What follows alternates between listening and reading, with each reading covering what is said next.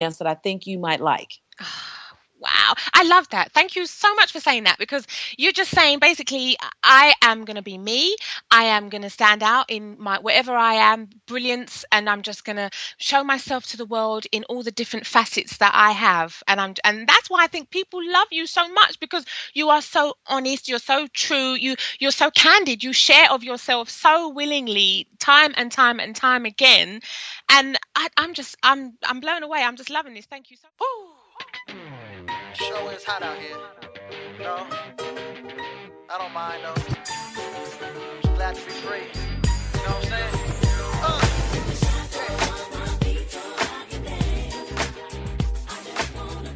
What you wanna do?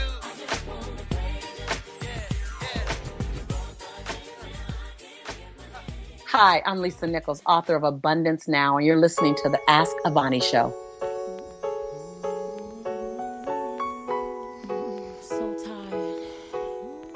Tired of all this drama.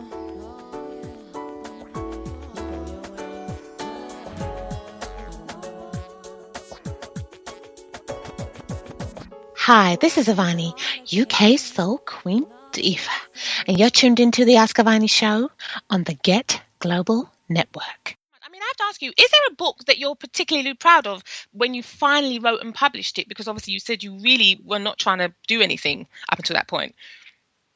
I got to tell you, and I'm not saying it because it's the latest, but when I read Abundance Now, I read Abundance Now 3 times, and I sobbed because I cried because I saw growth. I saw a woman fighting for her future. I saw the victory. I saw the pain points. I saw I didn't just see the get ups. I saw the knockdowns. I share in Abundance Now stories that I'd never shared before, ever, ever, ever. Wow. Like, I'm not even sharing them right now. Like, y'all got to read it because I ain't even ready.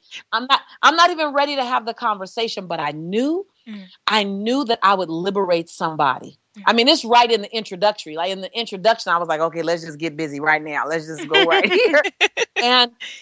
And so when I look at that book, I look at that book and I smile and say, that's a grown woman now. That's a woman who, like, if you ask me, can you rest now? I would say, while I have so many more things to do, the fact that I've given birth to that piece of work, that body of work, I want my legacy to be known for what's in that book. Wow. Because, It will be. and let me tell you why. Because I read Stephen Covey's 7 Habits of Highly Effective People when I was 25 years old, and it absolutely changed my life.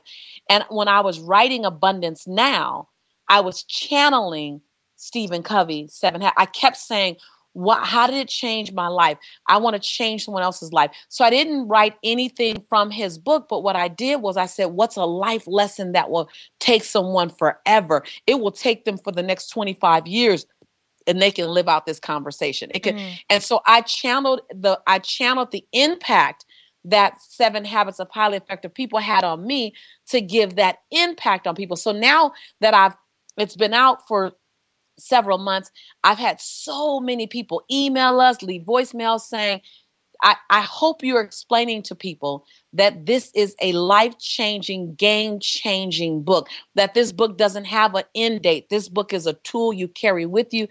This one woman says she bought one book and she kept telling everybody about it and everyone kept wanting to borrow it. So she came back and bought 36 books so that when she would tell people about what's changing her life, because in the back of every chapter is an exercise for you to do. So I've embedded my workshop inside the book. And then in the back of the book, I tell you all these other tools and give you these other tools. So really it's like if you really want to deep dive into it, the book is a tool that you don't just read, you do. Like you jump in it, you get online, you come.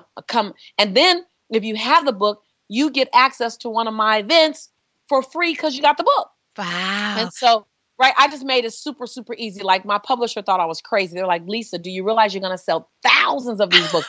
I said, and I ain't going nowhere anytime soon. So if one event is packed out, they can register for the next event because I'm committed to being a change agent. So I would say Abundance Now because Abundance Now is a disruptor.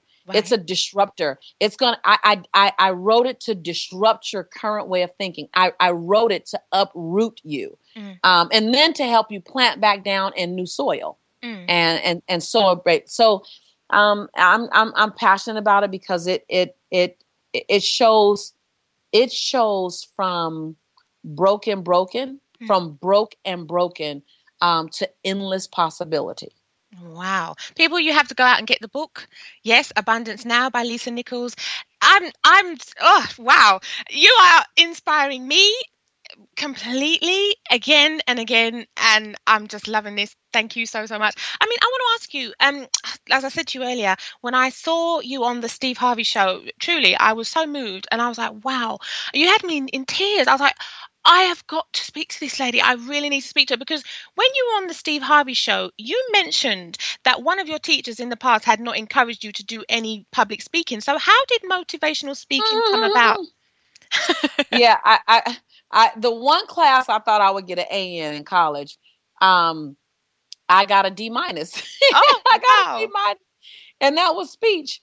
And my speech teacher said, and really I found out in the latter years, I was a strong speaker in his class. He just didn't like my topics. My topics were very confronting. They're very edgy. They're very risky. So he just had a different style than me. And the only thing he can do is give me a grade based on how he enjoyed it. Right. I just realized he wouldn't be invited to any of my workshops. So that's what I realized. And I didn't know it then. At 18, I just thought I sucked as a speaker. Oh my God, I'm gonna be horrible. And later on, I realized he just didn't like me talking about the topics, because I like risky topics. I like edgy topics. I like, don't give me any. Sometimes I don't want PG topics. I don't want G-rated topics. Life isn't like that. Yeah. What'd you say? Life isn't like that. So life isn't always G-rated. It's not always PG-rated. Sometimes it's R-rated, and sometimes it's X-rated, just ugly, just ugly, ugly, ugly. And so I was more committed to speaking to life's truths than I was to having a palatable, digestible, Pollyanna conversation. So when he gave me a D minus, and he said to me, I recommend that you never speak in public, that you get a desk job. Would you believe, yeah, it was a difficult year, because I had both my English teacher and my speech teacher the same year. People tell me that I didn't leave college because I didn't have money. I left college because my teachers were so they were dismal, like they were just bad. Would you believe that when my teacher told me I should get a desk job and never speak in public, I did. I got a desk job for 7 years. I worked in accounting. I worked in collections. Can you imagine me in collections? I was horrible. I was absolutely horrible. I worked in accounts payable. I worked in accounts receivable. I was horrible in accounting. Horrible. There are probably still people trying to get their books in order because I worked in their company.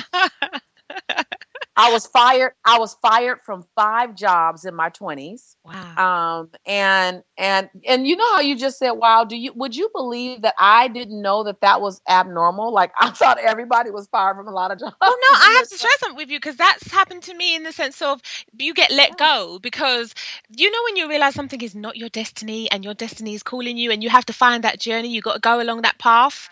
I don't get upset about it, because you suddenly realize, you know what, I know I'm not meant to be here. This was just a crossroads, a moment in time. Let me just keep it moving.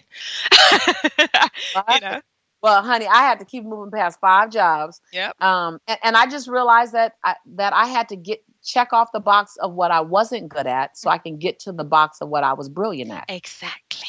People out there, I hope you're taking note. We have our very special guest here on the Ask-Avani show today, Lisa Nichols.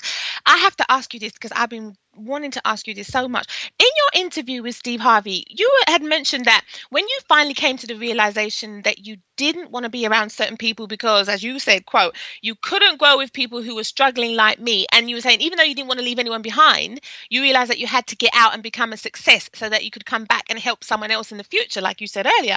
Can I ask you, do you feel that sometimes people, they have to hit rock bottom, like you say, the worst time in their life, so that they will give themselves the chance to start again and be inspired to change their life for the better? I don't think so. I think that rock bottom shows you what rock bottom feels like, so there's nowhere else for you to go. But I don't think you have to get there. I think if you were inside of a place of limbo, or even in a place of semi-climb, that you just need to be inspired and on fire to say no matter what. You don't have to feel, I get this question often. People say, well, I didn't have a life like yours. Can I still have a life like yours now? I didn't have a life like yours back in the day. Can I have a life? Absolutely. Where you come from does not equal or matter or determine where you're going. That's just your come from place. I'm not successful in spite of where I've been. I'm successful because of where I've been. Everything is fuel. Everything is fuel. So while rock bottom inspires some, you got to also recognize that there are a lot of people still sitting in rock bottom because they hit rock bottom and they ran out of gas. They didn't know how to get back up. So rock bottom doesn't support everybody, and nor do you need it to go to the highest heights. What you need is drive. Now, I say that, and what I will tell you is people who have been hungry know how to hunt better than people who've never been hungry. I will say that.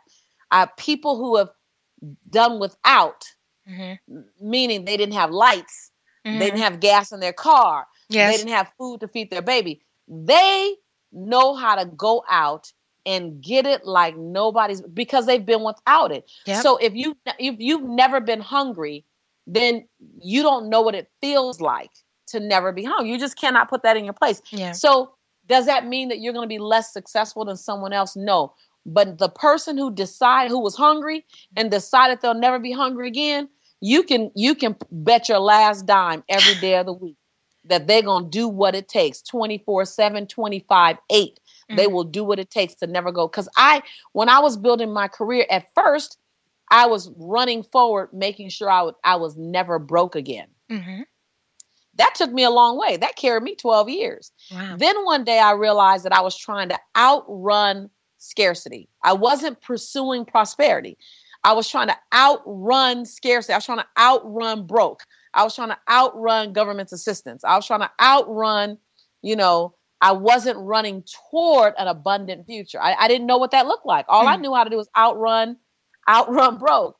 And so while a dismal past can ignite your fire to get up and go, it's not going to always be able to remain your fire, because once you have moved far enough away from struggle, something else has to become your inspiration. Wow.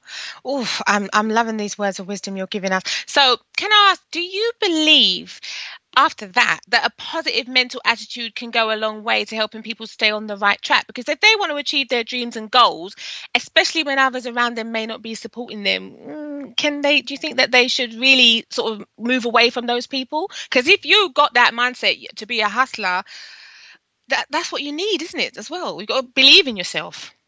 Yes, absolutely.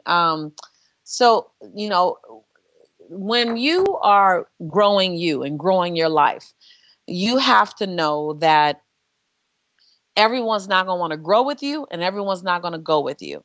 And what slows a lot of successful people down, entrepreneurs, people on the climb, is that, and there are a few things that will slow them down, but one of the things that will slow them down is you're trying to bring too many people through your door. You're trying to save everybody while you're saving yourself.